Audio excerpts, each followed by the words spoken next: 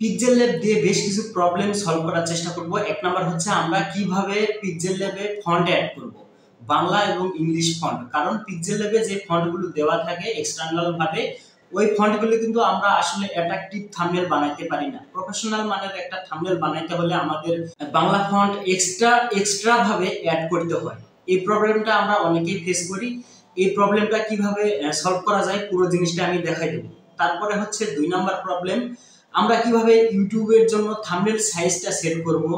এই ধরনের ইত্যাদি ইত্যাদি যত ধরনের প্রবলেম আছে স্টেপ বাই স্টেপ সব ধরনের ভিডিও নিয়ে আসার চেষ্টা করতেছি এই ভিডিওতে। আজকের ভিডিওতে প্রথম দেখাবো যে কিভাবে পিক্সেল ল্যাব সফটওয়্যারটি আমরা আমাদের ফোনে ইনস্টল করব। ইনস্টল করার পরে আমাদের যে ইউটিউবের অরিজিনাল থাম্বনেল সাইজটা আছে সেই সাইজটা আমরা কিভাবে সেট করব।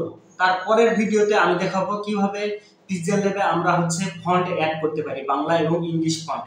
তার পরবর্তীতে আমি হয়তো দেখাবো এডিটিং করে। তারপরে দেখাবো যে কিভাবে আমরা হচ্ছে ইউটিউবের জন্য থাম্বনেলটা এডিটিং করার পরে সেই থাম্বনেলটা আমাদের ফোনে সেভ করব।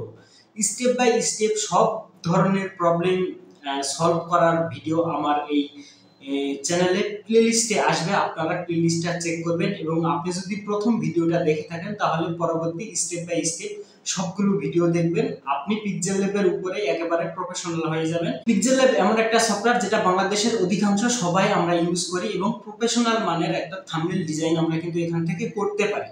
সো ফুল ভিডিওটা দেখতে থাকুন। হ্যালো বন্ধুরা, আজকে আমরা দেখব পিক্সেল ল্যাব সফটওয়্যারটি কিভাবে আমরা প্লে স্টোর থেকে আমাদের ফোনে ইনস্টল করব এবং দেখব যে ইউটিউবের যে থাম্বনেল সাইজটা আছে এটা কিভাবে সেট করতে হয়। এবং নেক্সট ভিডিওতে আমরা দেখব কিভাবে আমরা ফন্ট অ্যাড করব। সর্বপ্রথম আমরা প্লে স্টোরে চলে যাব, যাওয়ার পরে এখানে সার্চ বারে এসে লিখব pixel lab, PIXELLAB। Pixel lab লেখা হয়ে গেলে এখানে একটা টাচ করে দেবো। টাচ করে দিলে দেখতে পাচ্ছেন আমাদের পিক্সেল ল্যাব সফটওয়্যারটি কিন্তু চলে এসেছে। এখানে ইনস্টল লেখা আছে, এইখানে একটা ক্লিক করে দেব। এইখানে ক্লিক করা হয়ে গেলে এই সফটওয়্যারটি হচ্ছে ইনস্টল হয়ে যাবে আমাদের হাতে থাকে স্মার্টফোনের ভিতরে। সো এটা ইনস্টল হতে থাকুক। দেখেন এটা আমাদের ইনস্টল হয়ে গেছে। এখন আমরা যদি এখানে মিনিমাইজ করি তাহলে কিন্তু আমরা পিক্সেল ল্যাব সফটওয়্যারটি এখানে চলে আসবে।